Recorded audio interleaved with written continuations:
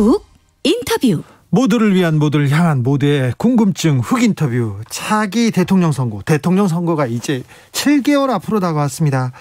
대선 후보들 공약, 비전 주진우 라이브에서 꼼꼼히 들여다보고 있습니다. 오늘은 개혁보수, 경제보수를 외치는 유승민 전 의원 모셨습니다. 안녕하세요. 네, 반갑습니다. 유승민입니다. 네. 박CH님께서 경선 시작되면 유승민의 시간이 된다, 이렇게 얘기했습니다. 유승민이 비전을 보여줄 것이다, 이렇게 기대하는 사람들이 많습니다. 이번이 두 번째 대권 도전입니다. 그렇습니다. 지난번에 왜 실패하셨어요? 지난번에는 4번 후보였는데요. 네. 작은 당의 후보로 나와서 정말 저 딴에는 선전했다고 생각을 합니다. 네, 선전하셨어요. 다만 4년 전에는 그 탄핵 이후에 네. 7개월이나 당겨진 대선을 급하게 치렀고, 네. 그때는 뭐 민주당 쪽으로 확 기울어진 판이라고 생각하는데, 네. 이제 문재인 정부 4년 4개월이 지났기 때문에 국민들께서도 이제 이 정부를 겪어봤단 말입니다. 네. 그래서 이번 대선은 저는 민주당과 국민의힘 이 여야 간에 굉장히 팽팽할 거라고 생각합니다. 네. 5년 동안 대권 준비 많이 하셨습니까? 더 단단해지고, 네. 더 준비하고 더 공부하고, 이제는 특히 코로나가 왔지 않습니까? 네. 코로나 이후에 대한민국을 어떻게 이 설계 건설해 나갈 거냐, 네. 그 문제에 대해서 정말 고민을 많이 했고, 네. 이번에는 꼭 정말 준비된 대통령, 경제 대통령으로서 제가 대통령이 되면 정말 대한민국을 정말 좋은 방향으로 이끌 수 있다, 이런 자신감이 있습니다. 코로나 시대, 그리고 이 시대의 정치의 중요성 더 커지고 있습니다. 이 시대는 어떤 지도자를, 어떤 대통령을 원합니까? 저는 코로나 이후에 국민들께서 가장 원하는 것은 경제라고 생각합니다. 그렇죠? 지금 주택과 일자리 문제 때문에 고통이 제일 심하고, 네. 길게 봐도 우리가 시대적 문제가 저성장, 저출산, 저출생, 그리고 양극화 이렇게 있으면, 네. 그거를 이렇게 해결하는 방아쇠는 저는 경제 성장에서 온다고 보고요. 네. 그걸 경제가 성장해야지 그걸로 인구 문제, 또 불평등, 양극화 문제도 해결할 수 있다고 생각합니다. 누가 이 시대의 문제를 해결할 수 있는 문제 해결 능력을 갖고 있느냐, 저는 그게 다음 대통령한테 제일 중요한 요건이라고 생각합니다. 불평등, 양극화를 해소할 수 있는 경제 대통령, 경제 성장이 필요하다고 하는데, 그렇다면 유승민이 경쟁력이 있습니까? 저는 제가 제일 경쟁력이 있다고 생각합니다. 특히 야권에서는 우리 판검사 출신 후보님들이 굉장히 많은데요. 네. 저는 그분들 다 훌륭하신 분들인데. 다 훌륭하지는 않아요. 평생을, 네. 법전을 들여다보고 수사하고 판결을 한다는 거는, 네. 이거는 과거에 일어난 사건을 가지고 판단을 하는 거거든요. 네. 이건 미래를 어떻게 만들어 나갈 거냐라는 거는, 이거는 완전히 다른, 그렇죠. 이 좀 정신, 다른 이런 그런 이 능력이 필요한 거거든요. 네. 그 저는 제가 정치라는 게 저는 아무나 그렇게 할 수 있는 거는 아니라고 생각합니다. 그렇죠. 정치가 국민들한테 욕을 많이 먹지만, 네. 그래도 이 정치권에서 깨끗하게 개혁적으로 정치하려고 노력하는 사람들 많고, 네. 그런 노력을 해본 결과가 저는 지도자의 능력으로 검증되는 거라고 생각합니다. 네. 전혜진님께서도 유승민만이 보수다. 윤석열, 최재형은 오직 법만 얘기하죠. 희망 이희님께서 경제안보 대통령 유승민 한번 밀어봅시다 얘기하는데, 그런데 전부 다 제 지지자들. 자, 유승민 지금 지지자들 다 몰려왔어요. 지금 예. 이 방으로 다 데려오셨어요. 그런데 왜 유승민 참 좋은데 지지율이 왜 이럴까? 1147님도 물어봤습니다. 그럼 윤석열 이길 자신 있습니까? 물어봅니다. 저는 자신 있습니다. 이제 시작입니다. 윤석열, 네. 최재형 후보, 그분들은 이제 정치 같이 시작하신 분들입니다. 네. 그러니까 국민들께서 그분들이 만들고자 하는 대한민국이 어떤 대한민국인지, 네. 지금 아직까지 모르고 있습니다. 예. 비전이다, 정책이다 한 번도 발표한 적이 없습니다. 네. 이제 8월 말부터 국민의힘 이제 경선이 시작되게 되면, 저는 우리 야권 후보들이 진짜 치열하게 자신의 비전과 전략도 도덕성을 놓고 검증 과정에 들어가면 저는 분명히 지지율이 출렁거릴 거라고 생각합니다. 그분들도 이제 신비주의 어떤 베일을 벗는 거죠. 네. 이수미님께서 유승민 의원 응원하지만 지금 정부도 이 정도면 좀 잘했다고 생각합니다. 코로나 시대 경제가 안 힘든 나라가 어디 있습니까? 1274님께서는 유승민 후보 코로나 어떻게 대응할지 확실한 대답이 필요한 것 같습니다. 코로나 확실한 대답은 백신밖에 없습니다. 저는 지난해부터 문재인 정부에 대해서 백신을 빨리 확보해라고 제일 강하게 주장해온 사람이고 예. 대통령께서도 뒤늦게 백신의 중요성을 알고 노력은 하셨지만 지금 우리가 세계에서 백신 접종률이 한 80이 90위권입니다. 30%. 이거는 우리 국력에 비해서 너무 네. 창피한 수준입니다. 그리고 백신으로 이걸 빨리 끝내는 수밖에 없다고 생각을 하고요. 네. 아까 말씀 주신 분 중에 이 코로나 위기 속에서 이 정도면 경제 선방했다. 네. 그렇게 말씀하신 네. 우리 청취자분 계셨는데 그 말도 일리가 있습니다. 다만 우리가 늘 이거보다 더 잘할 수 있다. 그래야지 나라의 모든 문제를 해결할 수 있기 때문에 문재인 정부에 대해서 늘 비판만 하고 혹평만 가하기보다는 뭐 잘한 것도 있을 수 있겠지만 네. 저는 지난 4년 동안 국민들께서 이 정부의 무능 독선, 오만 또 특히 위선 이런 거 아주 진절머리 나도록 겪어봤다 그렇게 생각합니다. 네, 뭐 그래서 정권 교체를 해야 된다는 네. 열망이 큰 분들도 많습니다. 그렇습니다. 네.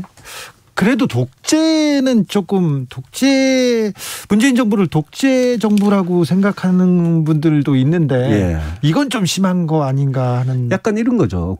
과거 군사 독재하고는 분명히 다르죠. 다르죠. 그런데 선출된 권력으로 예컨대 사법부 입법부를 장악하면서 최근에는 뭐 언론마저 장악하려는 이런 시도들은 우리 민주주의의 근간을 이루는 견제와 균형을 선출된 권력이 좀 허무는 거 아니냐. 네. 그래서 약간 문재인 대통령은 민주적으로 선출됐지만 그 힘을 행사함에 있어서는 헌법을 좀 넘어서는 부분이 있다. 그렇게 생각합니다. 3212님께서 성장해서 가진 자만 더 가진 것이 지금까지 보수의 정치 아니었나요? 지금까지 경제 성장 안 돼가지고 불평등이 심해진 거 아니지 않습니까? 이렇게 물어봅니다. 그거는 그렇지가 않습니다. 우리가 IMF 위기가 왔을 때 네. 금융위기가 왔을 때 경제가 추락하고 위기에 빠지면 빈부격차나 소득격차가 더 심해집니다. 네. 그래서 양극화 불평등은 그거는 소득 분배 정책이나 복지 정책을 당연히 해야죠. 저는 네네. 보수 정치인 중에 누구보다도 복지나 분배에 대해서 찬성하는 사람인데요. 네. 그런데 대한민국을 발전시키는 힘, 일자리를 만드는 힘, 또 앞으로 우리 대한민국에서 사람이 왁자지껄하고 진짜 사람 사는 세상같이 만드는 힘, 그거는 저는 경제성장이 아주 밑바탕에 깔려야 된다고 생각을 합니다. 네. 코로나 시대 겪으면서 공공부문 정부의 역할 더 중요해졌습니다. 유승민 후보를 비롯한 국민의힘 대권주자들 정부 역할 최소화하자, 시장 기능 활성화하자 이렇게 주장하는 것 같은데요. 저는 자유시장 경제나 성장 지상주의자는 절대 아닙니다. 네. 그리고 저는 작은 정부를 외치지도 않습니다. 네. 정부는 정부의 역할, 국가의 역할은 굉장히 필요합니다. 네. 복지국가라는 게 우리 모두가 지향하는 목표 아니겠습니까? 네. 그래서 이거는 과거 아주 옛날 시절에 자본주의 시장경제만 이야기하고 자유지상주의, 시장경제 지상주의 이렇게 가서는 안 된다고 저 분명히 생각합니다. 네. 그런 점에서 저는 어떤 보수 정치인보다도 저는 중도 확장성이 제가 있다고 생각을 하는데 그럼에도 불구하고 우리가 자유시장 경제의 어떤 중요성 네. 이런 부분을 너무 간과하면 어차피 좋은 일자리는 기업이 만드니까 네. 그거를 균형 있게 가야 되는 게 맞다고 생각하고 네. 예. 대표적인 경제통입니다. 경제 기자들도 조금 연차가 높은 기자들은 다 이렇게 유승민 의원한테 가가지고 물어보고 그랬어요. 저도 배우기도 했는데 자유시장 경제 얘기해서 하나만 더 물어볼게요. 밀턴 네. 프리드만 선택 의 자유 예. 이 책에서 말하는 바는 뭡니까? 밀턴 프리드만은 수많은 경제학자 중에 네. 가장 이 자유지상주의자라 그럴까요? 네. 시장 경제를 그냥 신봉하는. 아주 무조건적으로 신봉하는 그런 경제학자입니다. 예. 그러니까 이제 경제학계에서 케인즈 이후에 네. 케인즈도 뭐 잘못된 부분이 있을 수 있겠죠. 네. 그걸 이제 바로잡은 분이라고 볼 수는 있는데 그럼에도 불구하고 그 프리드만조차도 예컨대 저소득층 자녀의 사교육을 위해서 바우처를 줘야 된다. 네. 또 부의 소득세라고 네. 제가 이야기하는 공정소득하고 비슷한 건데 그런 걸로 어려운 분들을 도와드려야 된다. 이런 복지에 대해서는 이야기했습니다. 네. 우리가 경제학자라는 게 오른손도 있고 왼손도 있고 하라는데 영어로 진짜 on the one hand 그러고 on the other hand 이렇게 경제학자는 늘 이런 이야기도 있고 저런 이야기도 있다 그러니까 우리 정치하는 사람들이 네. 그런 학자들 이야기하는 거 들을 때는 네. 좀 이렇게 가려서 네. 들을 필요가 있다고 봅니다. 프리드만 책에 이게 부정식품 이런 단어가 나옵니까? 저는 부정식품에 대해서는 기억이 별로 안 납니다만은 네. 아마 그걸 말씀하신 분이 예. 뭐 그런 이야기를 본 모양입니다. 네. 그래도 돈 없는 사람은 부정식품이라도 선택할 수 있다. 이 단어는 그거는 저는 제가 이야기를 했습니다마는 이 가난한 사람이라고 해서 부정식품을 먹게 할 수는 없다. 네. 우리가 생명, 안전, 건강, 환경 이런 데 규제를 하는 이유가 다 있지 않습니까? 네. 그리고 우리 헌법에도 헌법 가치들입니다. 그런 것들이 전부 다. 예. 그래서 우리 아무리 가난해도 최소한의 인간다운 생활, 인간의 존엄과 가치를 지키면서 살 수 있도록 국가가 도와드려야 된다는 차원에서 부정식품이 됐든 불량식품이 됐든 그거는 국가가 국민들이 그런 거를 이렇게 정말 먹도록 네. 그렇게 방임할 수는 없다고 생각합니다. 최저임금 인상은 잘못된 정책입니까? 범죄와 다름없다고 지적하는 분도 계신데요. 최저임금 인상은 어차피 가야 될 방향입니다. 예. 박근혜 정부 4년이죠. 4년하고 문재인 정부 5년. 네. 이 최저임금 인상을 보면 거의 비슷합니다. 예. 평균이. 예. 그런데 문제는 문재인 정부가 집권하자마자 첫 두 해에 최저임금을 우리 자영업자 소상공인들께서 중소기업 하시는 분들께서 적응하지 못하도록 너무 빠른 속도로 첫 두 해를 올렸습니다. 문재인 대통령께서 그게 부담이 되니까 세 번째, 네 번째 해에는 네. 아주 거의 동결하듯이 했거든요. 네. 그래서 이거는 최저임금은 급격하게 인상을 하고 특히 경제가 안 좋을 때 기업들이나 자영업 하시는 분들이 별로 사정이 안 좋을 때 급격하게 인상을 하면 일자리만 없어집니다. 그렇지만 최저임금이라는 규제 자체가 그럼 필요 없는 거냐? 그거는 그렇지가 않습니다. 이게 없어지면 그러면 현장에서 정말 낮은 임금으로 착취당하는 그런 노동자들을 우리가 보호할 수가 없습니다. 네. 그래서 최저임금이 경제의 발전 수준에 맞게 이렇게 그 속도에 맞춰서 올라가는 거는 그거는 저는 필요하다. 네. 그렇게 보고 그거를 범죄라고 이야기하기에는 좀 그렇습니다. 그렇죠. 네. 귀에 쏙쏙 들어옵니다. 네. 경제 선생님 유승민 전 의원과 지금 얘기 나누고 있습니다. 8748님께서 저출산 문제는 사교육과 주택 문제가 크다고 보는데요. 중국이 우리나라 저출산 문제 중에 하나로 사교육이라고 보고 사교육을 못하게 한다는 정책도 쓴다는데, 자, 유승민 의원님, 우리나라 저출산을 해결하는 문제, 비싼 사교육 문제를 어떻게 해결할 생각인지 궁금합니다. 이렇게 물어봅니다. 요즘 뭐 저출생이라고 그러죠. 네. 저출생 문제는 사교육 부담, 네. 또 주택 문제, 네. 일자리 문제, 이 모든 게 다 이제 해당되는 거고, 결혼과 출산 거기에 따른 부담이 다 해당되는데 이제 사교육에 대해서 물으시니까 네. 사교육 부분은 중국과 같이 우리도 한때 전두환 정권 때 과외 금지했습니다. 네. 중국이 지금 이제 사교육 규제를 그런 식으로 하는 건데 네. 사교육 규제를 아무리 그래 해봐야 그 지하에 음성으로 더 비싼 과외를 다 합니다. 전두환 정권 때도 그랬잖아요. 그러니까요. 그러니까 사교육을 규제하고 금지해서 문제 해결할 게 아니라 네. 우리가 학교 안에 공공 이 교육기관 안에 지금 그 사교육에서 하는 많은 것들 그것들을 공교육 안으로 흡수를 해와야 됩니다. 네. 저는 학원에서 배우는 영어, 수학 이런 거 있지 않습니까? 네. 또 요즘 코딩 교육 그런 거 배우느라고 이렇게 돈을 지출해야 한다는 이런 교육은 진짜 잘못됐다고 생각합니다. 네. 그러려면 우리 부모들이나 학생들이 학교에 가서 학원 못지않게 배울 수 있도록 해줘야 되거든요. 예. 그게 또 저소득층, 빈곤층 자녀한테 기회의 사다리를 드리는 거 아니겠습니까? 예. 그래서 진짜 어려운 일이지만 우리 초중고 대학 모두 공교육 안에서 이 문제를 어떻게 해결하느냐, 거기를 개혁하는 게 교육 진짜 혁명적으로 개혁하는 게 그게 제일 중요하다고 생각합니다. 네, 교육 개혁에 대해서는 조금 성과를 더 내야 될 것 같습니다. 좀 몇 걸음 더 가야 될 텐데요. 여권의 경선은 어떻게 보고 계십니까? 여권 상대 후보로 누가 나올 것 같습니까? 유승민 후보님? 누가 나올 것 같냐고요? 누가 될 것 같습니까? 이재명 후보와 이낙연 후보 두 분 중에 한 분 아니겠습니까만은 뭐 저는 아직은 잘 모르겠습니다. 민주당 결선 투표에 있기 때문에 네. 만약 1차에서 50% 넘지 못하면 결선 투표 가면 잘 모르겠습니다. 이낙연 후보 올라오고 있대요. 이재명 지사가 기본소득, 네. 기본주택도 얘기하고요. 기본소득 계속 선점하고 있는데 어떻게 보십니까? 경제학자로 아니 경제 전문 정치인으로. 이재명 지사의 기본소득 오늘은 또 기본주택까지 발표를 하셨는데요. 네. 기본이 강한가 봐요. 기본이 이게 안 돼 있는 정책입니다. 기본이 안 돼 있어서. 아니 진짜 기본이 안 돼 있는 정책입니다. 한마디로 네. 기본소득의 경우에 아니 부자한테 왜 돈을 줘야 됩니까? 저는 그렇게 네. 묻고 싶습니다. 제가 이야기하는 공정소득은요. 네. 먹고 살 만한 사람은 세금 내고 네. 그리고 그 세금으로 진짜 어려운 분들 돕자는 게 공정소득인데요. 네.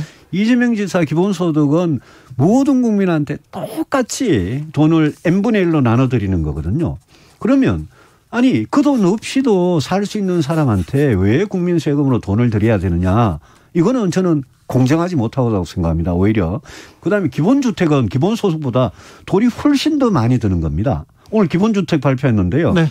공산주의 나라에서도 무주택자가 아주 좋은 위치에 잘 살 수 있는 쾌적한 안락한 그 충분히 넓은 집, 네. 그 집을 아주 값싼 임대료로 주겠다는 그런 공약을 하거든요. 네. 이거는 저는 뭐 완전히 사탕이 범벅된 달콤한 공약이라고 생각하는 게 국민들께서 정말 이런 공약은 나쁜 포퓰리즘이고 이거는 가려주셔야 된다고 생각합니다. 이재명 지사 기본소득 기본주택 이야기하는 거 보면 국가혁명당의 허경영 그 명예대표님 그분 점점 닮아가는 것 같습니다. 그래서 저는 이번 대선에 나오면서 이재명 지사 같이 기본소득 기본주택 어디서 도대체 하늘에서 돈이 떨어져서 그런 걸 할 수 있는지 그런 포퓰리즘 나쁜 포퓰리즘하고 제가 진짜 전쟁을 한번 벌여야 되겠다. 그렇게 저는 절대 나쁜 포퓰리즘 안 하겠다 이렇게 생각합니다. 심은정님께서 오세훈 시장 때 무상급식 때도 그런 이론 아니었나요? 물어봅니다. 무상급식이 잘못했습니까? 무상급식은요. 이게 무상급식은 우리 아이들 학교에서 밥 먹는 문제입니다. 네. 이 문제는 우리가 무상으로 할 수 있는 게 있고 할 수 없는 게 있습니다. 네. 예컨대 아동수당 같은 거 지급할 때는 저는 네. 보편적으로 다 주는 게 맞다는 생각이고요. 네. 무상급식도 저는 다 주는 게 맞다고 생각하고. 무상급식도요? 그렇습니다. 저는 옛날부터 그런 주장을 했습니다. 그런데 오세훈 시장은 막 울고 그러셨잖아요. 그때 2011년인데요. 네. 그 당시 오세훈 시장하고 제가 이 한나라당 최고위원 할 때인데 네. 제가 생각이 완전히 달랐습니다. 네. 뭐 거기 동영상이 그대로 남아 있습니다만. 네. 예. 알겠습니다.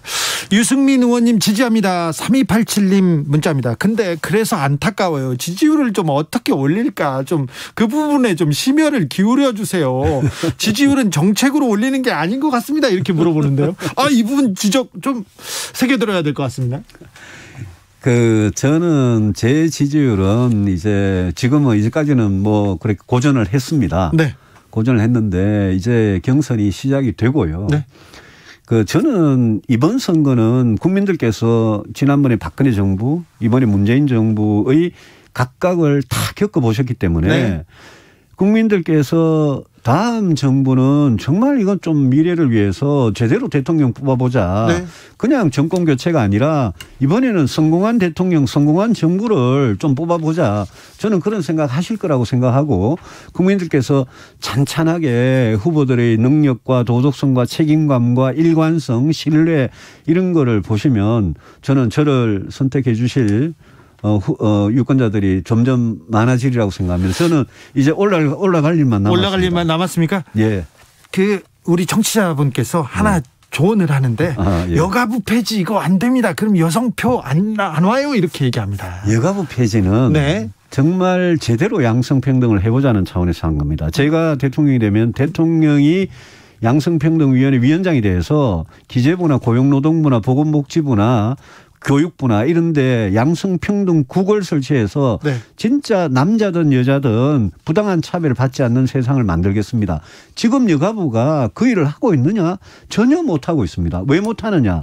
본래의 고유의 기능이 없기 때문에 못하는 겁니다. 중요한 일들은 다 힘센 다른 부처에서 하고 있거든요. 그리고 여가부가 정말 해야 되는 일도 못하고 있죠. 제가 여가부가 일을 잘못해서 폐지하자는 게 아니라 네. 여가부가 고유의 기능이 없다. 고유의 기능이 있는 쪽으로 거기에 그걸 해서 대통령이 이걸 오케스트라를 하자 그런 뜻입니다. 우리나라 보수 정당은 남북의 화해와 평화 통일에 대해서 좀 반하는 일을 너무 많이 하는 것 같다. 이렇게 의심하고 생각하는 사람들이 많아요. 예. 사실상 남북에서 좀 남북 대화 예. 그리고 정상회담 이런 거는 예. 남북 한 민족을 위해서도 이거 바람직한 일 아닙니까? 그럼요. 그렇죠. 예. 유승민 후보의 그 예. 통일관, 예. 남북과는 좀 다릅니다. 보수 정당의 다른 후보들과. 저는 김정은을 상대로 정말 비핵화와 진정한 한반도 평화를 위해서 대화할 일이 있으면 언제든지 정말 허심탄회하게 해야 된다고 생각합니다. 예. 다만 그런 대화가 국민들한테 그냥 쇼로 하고 국민을 속이는 대화가 돼서는 안 된다고 생각합니다. 네. 지난 4년 4개월 동안 문재인 정부가 김정은을 3차례 정상회담을 하고 네. 트럼프 대통령이 2차례 네. 정상회담을 했는데 한반도에서 우리가 진짜 진정한 평화를 얻었습니까? 북한의 핵미사일은 더 고도화되고 실전 배치가 다 되고 우리 공무원이 우리 국민이 연평도 앞바다에서 총살당하고 불태워 죽어도 말 한마디 못하고 지금도 한미연합훈련을 김여정이라는 사람 북한의 김여정이 한마디 하니까 눈치를 보고 저는 남북관계에 단호하고 당당하게 하되 정말 북한의 변화를 가져올 수 있는 그런 대화라면 저는 절대 주저하지 않겠습니다. 네, 대화를 마다하지 않겠다는 얘기입니다. 권현숙님께서 유승민 의원님 참 괜찮으시네요. 만나보신 분들이 다 그렇게 얘기하십니다. 그런데 이런 분이 왜 국민의힘에 계실까요? 이렇게 물어봅니다. 유승민은 참 좋은데 국민의힘은 내가 못 지켰어 이런 분들이 많은데요. 국민의힘을 진짜 바꿔보려고 네. 아주 오랫동안 네. 제가 이명박 정부 박근혜 정부 때 제가 개혁 보수라고 말하는 게 네. 그게 진짜 바뀌자는 겁니다. 네. 지금도 저는 그 주장을 그대로 하고 있습니다. 지금도 국민의힘 후보들 중에 일부 너무 보수와 너무 우경화되는 네. 그런 경향을 보이고 있는 거는 저는 굉장히 우려스럽게 봅니다. 네. 왜냐하면 우리가 진짜 제가 중수층이라고 표현하는데 네. 중도층, 네. 수도권, 청년층 네. 이분들의 마음을 얻는 그런 국민의힘이 되지 않으면 다음 선거 저희들 못 이깁니다. 그렇죠. 그래서 저는 그분들의 마음을 얻으려면 결국 그분들이 제일 원하는 게 경제 민생 제대로 해결해 달라. 네. 깨끗하고 개혁적으로 정치해 달라. 네. 헌법 좀 제대로 지켜달라 이런 거 아니겠습니까? 네. 저는 그런 국민의힘이 꼭 좀 됐으면 좋겠습니다. 중도를 잡아야 되는데 청년을 잡아야 되는데 네. 자꾸 윤석열 후보는 저기 우측으로 막 가시네요. 제가 그분 출마 선언할 때 그 네. 출마 선언문에 그 자유라는 단어만 너무 많고 다른 헌법 가치가 없는 데 대해서 제가 조금 놀랐습니다. 저건 너무 옛날식 보수다. 네. 우리 지금 문재인 정부한테 국민들께서 제일 실망한 게 정의, 공정, 평등 이런 가치들을 자기들이 독점한 것 같이 이야기해놓고 나중에 지나고 보니까 전부 다 거짓말이고 위선이었다. 조국 사태가 그렇지 않습니까? 그러면 그럴 때 우리 새로운 보수는 우리가 더 정의롭고 더 공정하고 이런 거를 우리가 정말 실천해서 보여드리겠다 이렇게 해야 되는데 저는 너무 자유만 강조하는 그런 올드보수에서 좀 탈피했으면 좋겠습니다. 2456님께서 지지율은 이슈라는 숯불에 언론의 바람이 불어야 활활 올라갈 텐데 자 유승민이란 숯불에 언론이 바람이 불어야 될 텐데 불까요? 유승민이 대통령이 될까요? 저는 자신 있습니다. 저는 대통령이라는 그 권력의 칼, 그 자리, 욕심 옛날부터 지금까지 하나도 없습니다. 저는 대한민국에서 대통령만이 해결해낼 수 있는 그런 문제들이 있습니다. 네. 역대 대통령들이 그걸 해결해내지 못했기 때문에 임기 마치고 박수도 못 받고 그냥 불행하게 다 그만뒀습니다. 저는 정말 대한민국에서 정말 성공한 정부, 성공한 대통령 꼭 돼보고 싶고 그게 저는 정권 교체를 단순히 교체하는 것보다 성공한 정부 만드는 게 더 중요하다고 생각하고 제가 감히 그 준비를 해왔다라고 말씀드리고 싶습니다. 지금까지 유승민 전 의원이었습니다. 고맙습니다. 교통정보센터 다녀오겠습니다. 김한나 씨. 네, 지금 서울 시내에서는 분당 수서로 성남 방면으로 수서 나들목 부근에서 추돌 사고가 났습니다. 3차로가 막혀 있어서 탄천 1교에서 수서 쪽으로 정체되고 있고요.